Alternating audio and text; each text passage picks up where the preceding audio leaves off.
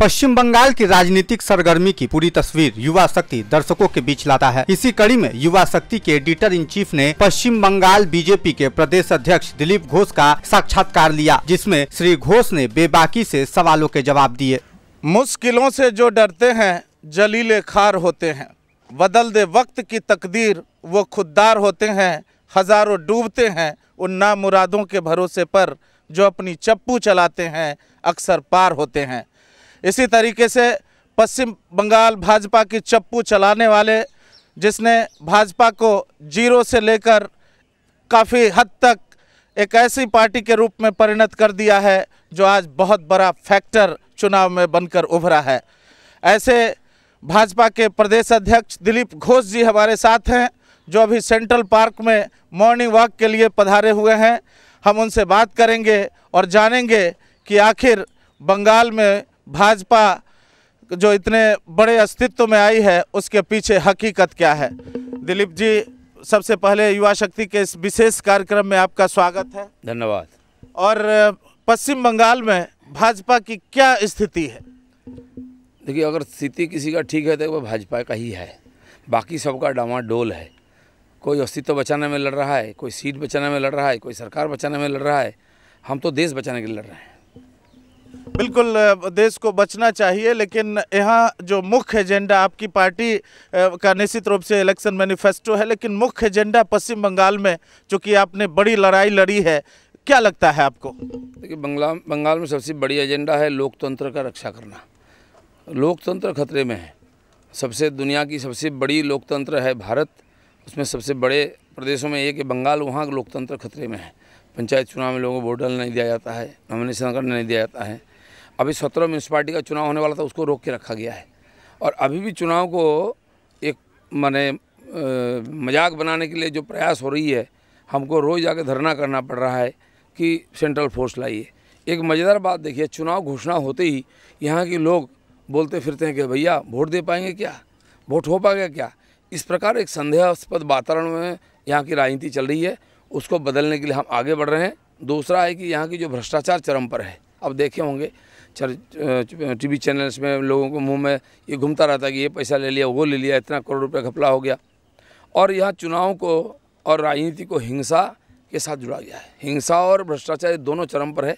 यहाँ से बंगाल को मुक्ति देना है। भ्रष्टाचार की बात आपने करी, भ्रष्टाचार तो है ही, इसके अलावा जो एनआरसी का मुद्दा है या फिर घुसपैठ का मुद्दा है, ये बहुत बड़ा मुद्दा है। आपके पार्टी का क्या स्टैंड है?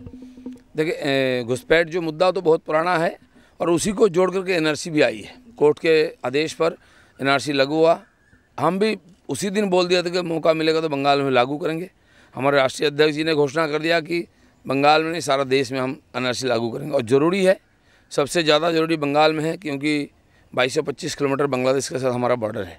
वो बॉर्डर पूरा असुरक्षित है, उसमें बेड़ा लगाने के लिए सरकार, यहाँ की राज्य सरकार मदद नहीं कर रही है। तो इसीलिए बंगाल असुरक्षित है तो पूरा देश असुरक्षित है। इसलिए यहाँ की एनआरसी लागू होना चाहिए, घुसपैठियों को निकालना चाहिए। उसके लिए हम आंदोलन कर रहे हैं। लोग इसको समझते हुए आज हमारे साथ आ रहे हैं, इसलिए हम आगे बढ़ रहे हैं। ये आपके जो राष्ट्रीय अध्यक्ष हैं अमित शाह जी, उन्होंने भी एनआरसी की बात करी है कि हम यहाँ लागू करेंगे, लेकिन पार्थ चटर्जी, जिनका कहना है कि एनआरसी के नाम पर भाजपा लोगों को गुमराह कर रही है, क्या कहेंगे? नहीं, जिनके पास एक घुसपैठिया उनका अमानत है, उनके वोट से वो जीतते हैं। आज उनके साथ साथ रोहिंग्याओं को ला रहे हैं, उससे भी कमी हो रही है। बांग्लादेश का स्टार ला के प्रचार भी कर रहे हैं। कितना दुर्भाग्यजनक स्थिति है। इसलिए हम बोल रहे हैं कि पार्थ बाबू, आपको तो ना आप घुसपैठिया को बचा पाएंगे, ना सीट बचा पाएंगे, ना सरकार बचा पाएंगे। समाज चाह रही है बंगाल की परिवर्तन हो और राष्ट्रीयता की दिशा में, सुरक्षा स्वाभिमान की दिशा में परिवर्तन हो, वो केवल भाजपा ही कर सकती है। ये आपने स्टार प्रचारक के बांग्लादेश से जो स्टार आके प्रचार किया है, और यद्यपि उन लोगों का वीज़ा रद्द कर दिया गया है और तत्काल प्रभाव से उनको देश छोड़ने के लिए कहा गया है, तो ऐसा ये किस मानसिकता की राजनीति है? नहीं, यहाँ की राजनीति कुछ इस प्रकार है। और ममता बनर्जी जो हमारे चीफ मिनिस्टर हैं, उनकी बात ही कोई निराला है। जो कोई सोच नहीं सकता वो कर सकते हैं। मैंने पूछा कि ये जो आचार संहिता लगा है कानून, ये चुनाव का, बोले उसमें विदेशी का कोई उल्लेख नहीं है, क्योंकि कोई कल्पना में नहीं किया कि विदेश से आके कोई यहाँ और इलेक्शन का प्रचार करेगा। तो हमारी दीदी की जो इनोवेटिव आइडिया सारा है ना, वो अब जीएसटी लाएंगे, उसका विरोध पहले वो करेगी, डिमोनेटाइजेशन का विरोध वो करेगी। कोई भी अच्छी बात हो, वहाँ एयर स्ट्राइक हो पाकिस्तान में या तो सर्जिकल स्ट्राइक हो, उसकी विरोध करने वाले दीदी है और उनकी भाषा पाकिस्तान की भाषा एक हो जाता है, तो उससे और ज़्यादा कुछ उम्मीद नहीं कर सकते हम लोग। तो ये जो हुआ है, ये हमारी देश की जो संप्रभुता है, स्वाभिमान, उसमें चोट है। कैसे एक संपन्न, एक स्वतंत्र, एक देश दुनिया में, वो कैसे इसको मान सकती है कि विदेश से आकर यहाँ इंटरफेयर करे हमारे पॉलिटिक्स में और उसको महिमामंडित किया जा रहा है। अच्छा है कि सरकारी तरफ से और इनकी तरफ से कार्रवाई हुई है और ऐसे लोगों को निकाल बाहर करना चाहिए, कभी हिंदुस्तान में आना नहीं देना चाहिए।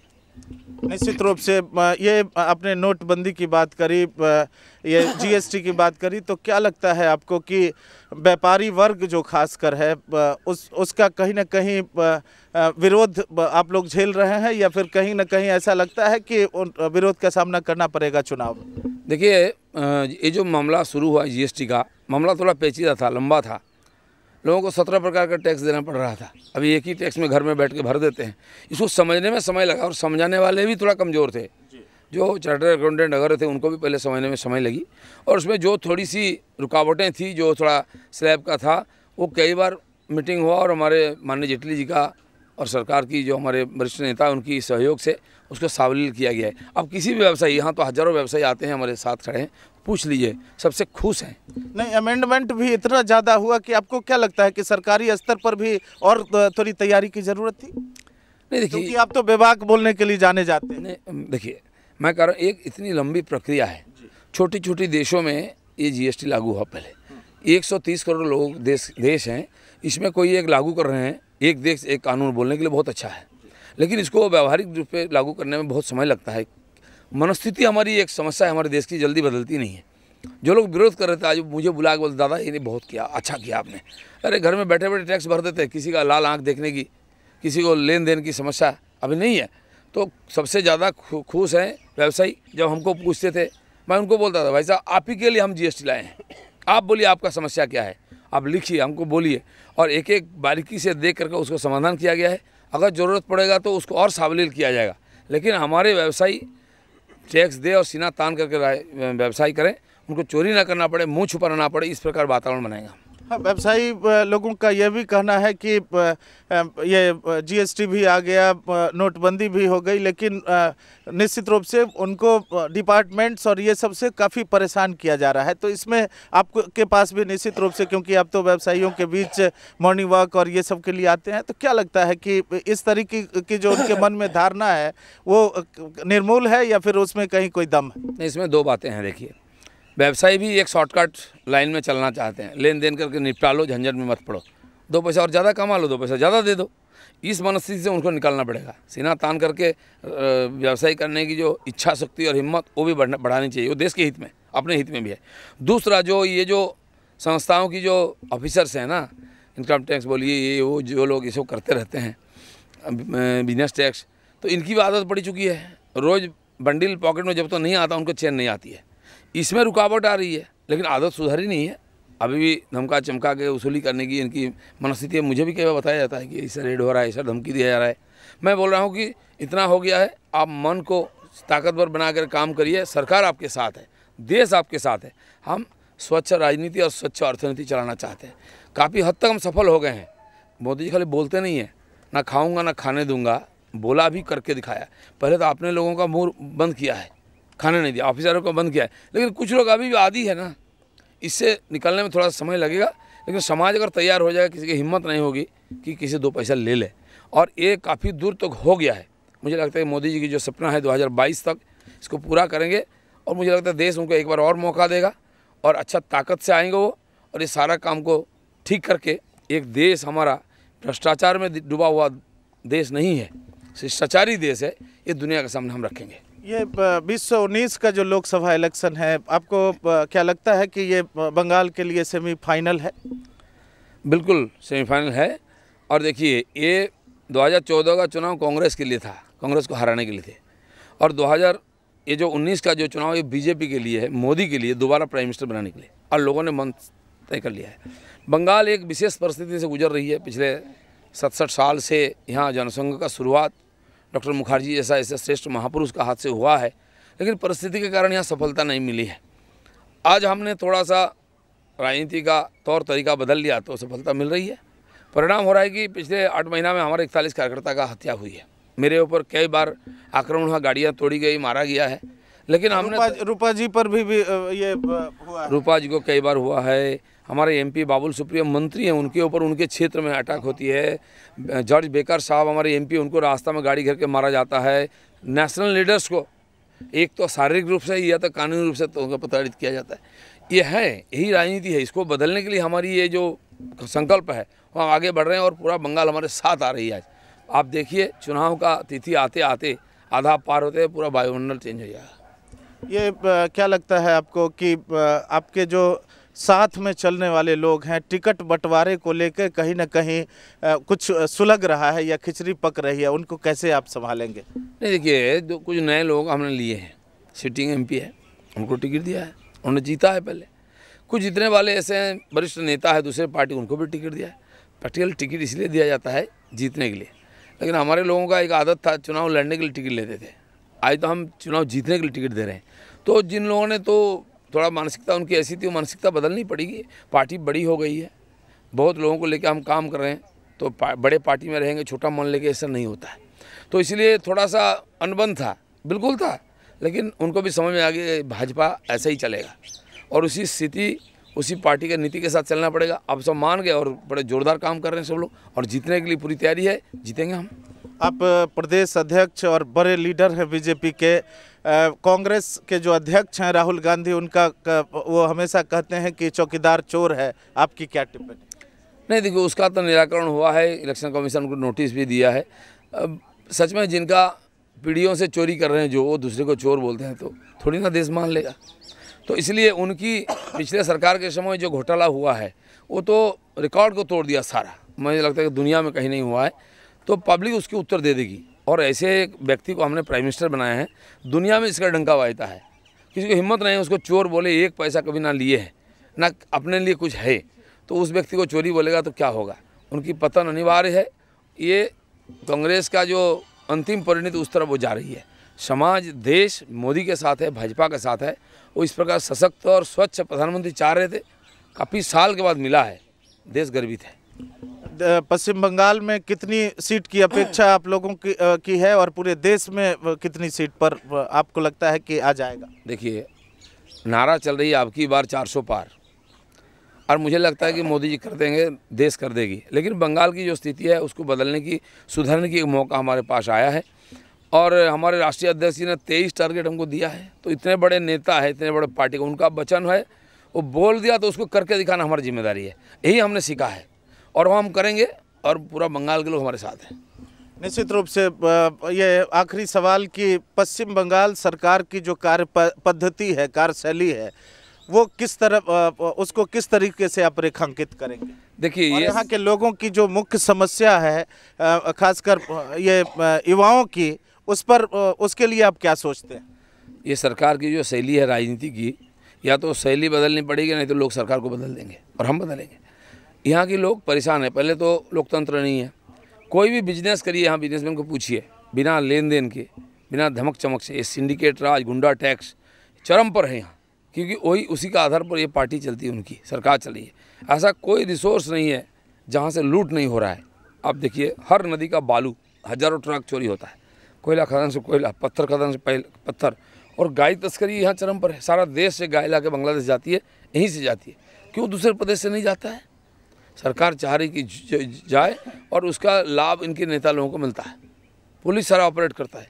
यहाँ की पुलिस को देशद्रोही बना दिए, सीबीआई को अरेस्ट करने के लिए जा रहा है। पुलिस एयरपोर्ट में जाकर कस्टम्स के ऑफिसर को धमका करके उनके बहू को छुड़ा कर लाता है। ये कौन सा तरीका है? कौन सा देश है? क्या कानून है? यहाँ लोग परेशान है हर प्रकार से। शिक्षा विभाग में, कॉलेजों में परीक्षा नहीं हो रही, चुनाव होगा तो मारपीट होगा, चुनाव बंद कर दिए। प्रिंसिपल, वीसी, हेडमास्टर कोई सुरक्षित नहीं है, बच्चे सुरक्षित नहीं है। एग्ज़ाम होता है, उसका रिजल्ट नहीं होता है, रिजल्ट होता है नौकरी नहीं होती है, नौकरी हो तो तनख्वाह नहीं होता है, और तनख्वाह होता तो इंक्रीमेंट नहीं होती है, और इंक्रीमेंट तो डीए नहीं देते हैं। डीए के लिए आंदोलन करो तो कुत्ता बिल्ली जैसा भोग भोग मत करो बोलते हैं, या तो डंडा चलेगा टीचर ऊपर। ये रोज़ की बात है। इंडस्ट्री देखिए, हमारी यहाँ की सरकार बोलती है सरप्लस हो गया बिजली, क्यों हुआ है? सारा इंडस्ट्री ठप है, तो जाएगा कहाँ बिजली? तो होना ही है सरप्लस। इस प्रकार बातों को यहाँ की 90% पॉपुलेशन 9.5 करोड़ में से जिनको 2 रुपये किलो चावल 3 रुपये किलो गेहूँ खाना पड़ता है, हमारे मुख्यमंत्री मोदी हमारी अचीवमेंट्स है। जिनके पास 30 रुपये किलो आटा खरीदने के लिए पैसा नहीं है, 30 रुपये किलो चावल खरीदने के लिए पैसा नहीं है, वहाँ के लोग को उन्नति हुआ है, विकास हुआ है, इसको आप अचीवमेंट बोलेंगे? मुझे समझ नहीं आता है कैसी अचीवमेंट है, लोग इसको स्वीकार नहीं करते हैं, इसलिए बदलाव चाहिए। आपने गऊ की बात की कि किस तरीके से यहाँ से बांग्लादेश और ये सब भेजा जाता है, काफ़ी ज़्यादा न्यूज़पेपर और इसमें भी खबरें आती है। तो मान लीजिए कि यहाँ की जनता आपको मौका देती है, तो उसके लिए क्या आपके दिमाग में कार्य योजना है? नहीं, देखिए उधर भी पाकिस्तान के साथ भी बॉर्डर है, गुजरात का, राजस्थान का और पंजाब का, वहाँ क्यों नहीं इस पर कंप्लेन आता है? हमने करके दिखाया है कि कर सकते हैं, किया जाता है। असम में कोई ये बोल देगा आज कैसा होता है? त्रिपुरा भी जीता है हमने, साल भर हुआ है, देखिए जाकर वहाँ कानून व्यवस्था कैसा है। तो सरकार की अगर इच्छा शक्ति हो, जो सामने वो अगर करता है, चाहता है, पब्लिक उसके साथ होता है। और देश में एक जगह नहीं, 75% देश का इलाका हमारे झंडे के नीचे था, हाईवे भी हम सब जगह किया है। और इस जो एक्सपेरिमेंट हमने किया है सफल रहा, इसलिए दुनिया भर में, देश भर में आज बीजेपी की मांग बढ़ रही है। और बंगाल में हम ये करेंगे, बॉर्डर को सुरक्षित करेंगे, लोगों के जीवन को सुरक्षित करेंगे, महिलाओं की सुरक्षा देंगे, यहाँ की अर्थनीति राजनीति को सुरक्षित करेंगे। ये केवल भाजपा ही कर सकती है। अब अंतिम सवाल कि यहाँ के युवाओं के लिए आप ये उसको कैसे आह्वान करेंगे और उनको कैसे आश्वस्त करेंगे कि उनके नौकरी की व्यवस्था और उनकी जो ज़रूरतें हैं उसकी व्यवस्था आपकी सरकार करेगी? देखिए, युवाओं को हम तो ये बोलेंगे कि आपको नौकरी करने के लिए महाराष्ट्र, गुजरात, राजस्थान में जाना पड़ता है, दिल्ली जाना पड़ता है, कर्नाटक जाना पड़ता है। कम से कम हम इतना करेंगे हमारे यहाँ की युवा शक्ति को बंगाल से बाहर जाना ना पड़े। अगर युवा ही चले जाएंगे तो बंगाल की तरक्की कैसी होगी? उनको यही व्यवस्था करेंगे। पहले ऐसा होता था, स्वतंत्रता के बाद सारा देश के युवा बंगाल में नौकरी करने आते हैं, पढ़ाई करने आते थे और कुछ करने आते थे। आज यहाँ की युवा भी भाग रहे हैं, बाहर तो कोई आ ही नहीं रहा है। तो ये क्यों दशा हुआ? इस दशा को सुधारने के लिए हम काम कर रहे हैं। जो टीचर SSC में एग्ज़ाम दिए हैं, अच्छे स्टूडेंट्स हैं, 12,500 13,000 लोग पास किए हैं, उसको नौकरी नहीं दिया जा रहा है। स्कूल में टीचर नहीं है, और जाइए आप हॉस्पिटल में डॉक्टर नहीं है, थाने में पुलिस भी नहीं है, कैसे चल रही है सरकार? तो ऐसे, और सरकार बोल रही है कि योग्य प्रतिस्पर्धी, योग्य और टीचर नहीं मिल रहा है। तो आप ही का जो सिस्टम है उसी से पास करके लोग आए हैं, अयोग्य कैसे हो गए हैं?